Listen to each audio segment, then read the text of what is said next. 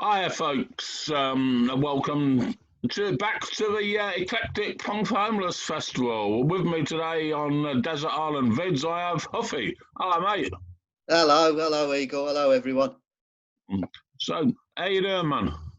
Yeah, doing all right. It's been fun doing a couple of gigs for Punk for the Homeless, and various other things. Keeps you going, doesn't it? And it's strange for everyone, isn't it? And it's going all right. I get angry, and I'm sure a lot of we do about. Keep seeing them saying we're all in it together, and actually we're not, are we? Because it's one rule for them and one rule for us is the way I'm seeing it. But it's good to keep in touch with people, and I think it's great what you and Rach are organising for everyone. Yeah, there's Alan Morgan with us as well, and Alex from Rights Have Had Her. It's a bit of a team effort, but I think we need to pull together at the moment, don't we? Yeah, we do, and that's what we've always been about. I think the Punk for the Homeless community is what drives it, isn't it? It's great. Yeah. Well, I always see us as one big family. Yeah. Shame I can't cook as well. Cook the old vegan food. I'm missing that bit of it all, but apart from that, it's going well. Oh, good. Yeah, you just mentioned about getting angry. Nobody would think you got angry after watching you do a set. Are you sure? Because the name Huffy is quite an appropriate name for when we're seeing you. Yeah, you look fucking angry with the world. Yeah, I tell you what. Sometimes you gotta get angry. You gotta say what you feel and let it out, because that keeps you healthy. Do you know what I mean? Oh, definitely. Yeah. Try to do the same myself without too many flowery metaphors. Exactly. Yeah. Right. Well, this is Desert Island Vids, and folks, these Huffy's chosen songs will be in the links when we post this up, and we'll let you know in plenty of time when that's going to be. So, Huffy, would you like to introduce your first song, mate, please? Yeah. Let's hope I get these in the same order I sent them to you. Well, the first one was The Clash. Yeah.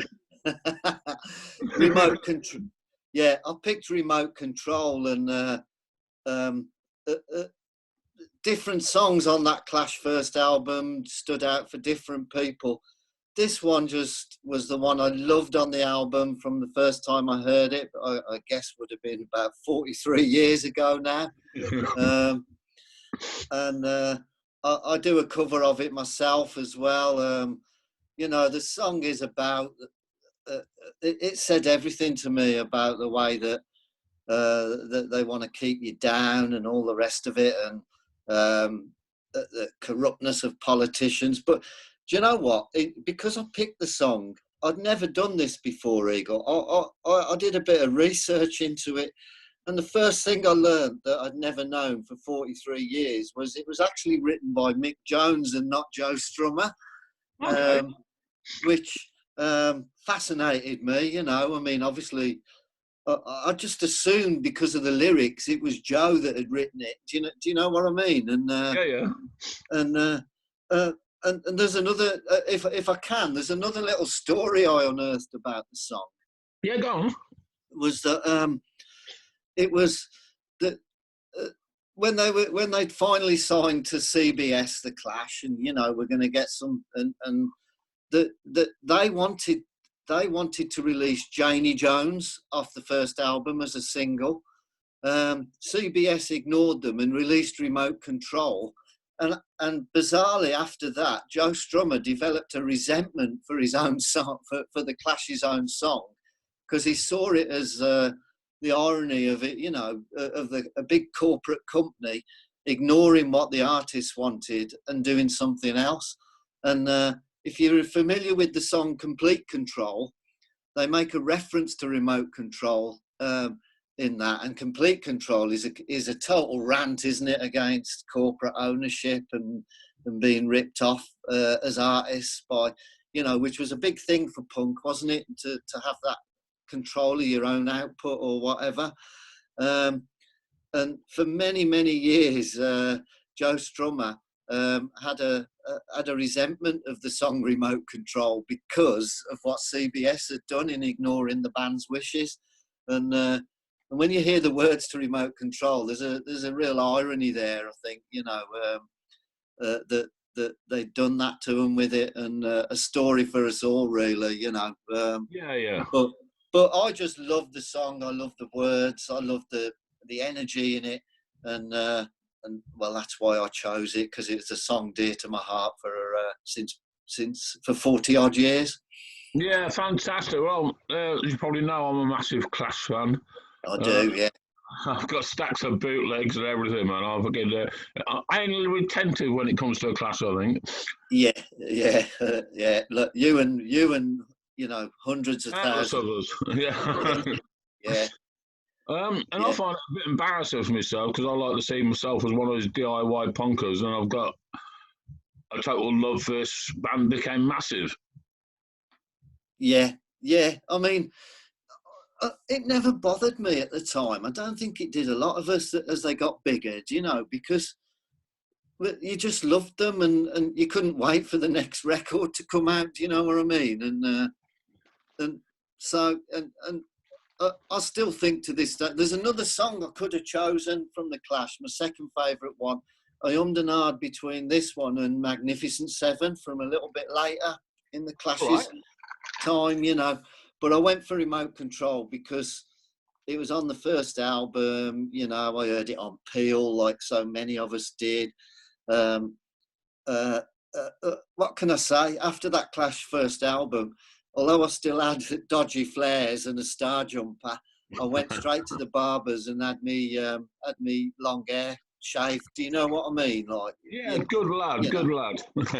So you didn't have your hair shaved because you're because you was a squaddy then? I'd actually got my head shaved in my last year at school, and it was to do with, I don't know, it was the nearest I could get to punk, I mean, didn't have that lovely pink hair dye that you've got now, and yeah, but I've had a mohawk for about 44 years on most of the time. Yeah. But yeah, you're quite right. In August '78, I'd left school age 16, and I joined the army. Yeah, while being massive into punk. And I'll tell you what, there were loads of us who joined around that era who were into punk at the same time. Do you know what I mean? We weren't all raving right-wingers, far from it. And most of us went in because it was a job, it was something to do, it was a way of leaving home. Do you know what I mean? And, totally. And that's what we did, yeah. Well, I toyed with the idea myself at one point. I mean, straight from school, I went to work in McCain's chip factory. Yeah. And I hated every fucking second of it. And I couldn't consider joining the army as a way out. Yeah, I mean, aside from what the army is, there were other aspects to it. At 16, 17, going mountain climbing, canoeing. I'll be honest with you, at firing guns on rifle ranges, all these things were very exciting on one level. Do you know what I mean? But yeah, I think I was actually an army cadet when I was about 13. Yeah, it's just they kicked me out when punk broke. You just didn't think about it in the same way. But I mean, we had a conversation, didn't we, once in a cafe about this whole story, Eagle, didn't we? From my perspective, and what started to happen was, I mean, another band I started to get into, ordering their stuff, because I'd read the music press from Small Wonder Records in the back of the music papers, was Crass of all things, while I was in the army. Do you know what I mean? And started to get more politically aware. School had never done that for me, or home or anything, but the records and music and certain key people certainly did. And well, to the point while I was still in the army, I'd started to write articles for an anarchist magazine. I joined CND while I was still a serving soldier. And well, to cut a long story short, and eventually I applied to buy myself out because I became totally aware of what I was part of, you know. Well, I went through a period after doing that. I wrote them an essay in the application about nuclear disarmament, anarchism, and whatever. And well, from that life, that point on, my last, so we say, 3 to 4 months in the army changed completely. All my post was being monitored. I was taken off main duties, had to see psychiatrists. I'd been brought up a Catholic, so I had several meetings where the priests were trying to talk to me to see if I'd gone loopy and all the rest of it, you know. And culminating in, I refused to wear uniform about a year before that. Went to the duty sergeant, was put in the guardhouse, interviewed by the camp commander, and my resolve went at that point. And they set me off again onto an exercise on Salisbury Plain, so I didn't hold out. But about a year later, I wrote this essay, and I call it an essay. I mean, it was just ramblings, really. You know, it's probably one of the best things I've ever written. I wish I still had a copy, really. But well, the services do, mate. Probably, so maybe you ought to write to them. And but anyway. They came and grabbed me from the dining hall at breakfast after all these various interviews and being made to do stuff like this. Just spending my days doing nothing. Took me to my room. I had to pack all my army kit up. Took me to the stores. I was in civilians. Put me in front of the commanding officer and handed me a piece of paper and a train ticket back to Birmingham, which was where I was from. And escorted me to the edge of the camp. And it was only when kind of I was travelling home, I looked at it, and I'd been let out as a conscientious objector. No fuss or anything. And so, yeah, I joined the army, but about 3 years later, I was back home in Birmingham as a conscientious objector. And that's my army story, really. You know, luckily I never seen active action. I never had to shoot anybody, thank God. Do you know what I mean? And I've been a pacifist ever since. I don't believe in war, violence, and I came to that conclusion while I was actually in the army itself, if you know what I mean. Cool stuff. Shall we introduce your next song, mate? My next song was a Stooges song, I believe, if I've got the order right, Eagle. You have indeed, sir. Yeah. I Got a Right, and of all the Stooges songs, I mean, once you start getting into music, you start looking at who's influenced other bands that you like, and it opens a whole new world up for you, doesn't it? And the Stooges were one of these, and Iggy Pop, who, thank God, still going to this day. I know he's flirted with insurance ads and things like that, but at the point in time of the Stooges and this song, well, I did a bit of research again, because it's funny, you know, there's a connection with the Clash, ranting about the way their record companies treat them. Well, you can look into it. Iggy wrote this song just after Elektra Records had dropped the Stooges, and what he says was that as a leaving gift, they gave him a camera. He pawned the camera, and with the money bought some recording equipment, went off, and this is the first song he wrote, and it's kind of a rant about standing up for yourself and against the big man again, if you know what I mean, and that's why I love it, and it's an absolute blast as well. You can't, the energy in it just wakes you up. Do you know what I mean? So that was why I picked this one. For me, it's just pure punk before punk was supposed to exist, if you know what I mean. Oh yeah, totally. Stooges was sort of fucking spot on, which brings me to the next link, I suppose. So it's not just Huffy solo stuff you do, is it? Could you tell us a bit about your involvement with bands from year zero to now? Yeah, yeah, And well, yeah. I mean, first band I was in was a band called Leopold Bloom. Just almost straight after coming out, about 6 months after coming out of the army. And like many of us, have got that story where by then, I was, you're loving music, and I went for. Apologies to all bass players out there. I went for the easy option. I bought a bass guitar. Um, uh, uh, because I thought, well, I've got more chance of knowing how to play that than a guitar, if you know what I mean. less And, strings. yeah, exactly. And so we at Leopold Bloom, we were heavily influenced by Joy Division, to be honest with you, who were another great love of my music life. Because I always credit Joy Division with lyrically making me realise that that you can. I don't know. The lyrics of Joy Division got me more into reading books and things than any teacher at school had ever done. Do you know what I mean? And looking more into the world through books and philosophers and stuff like that. So it was Leopold Bloom. Then I was in a band with my brothers called the Cybernauts. We've got one of them stories where we were on the verge of being signed, like so many people, but with the key about the Cybernauts was I started contributing my own songs to a band for the first time.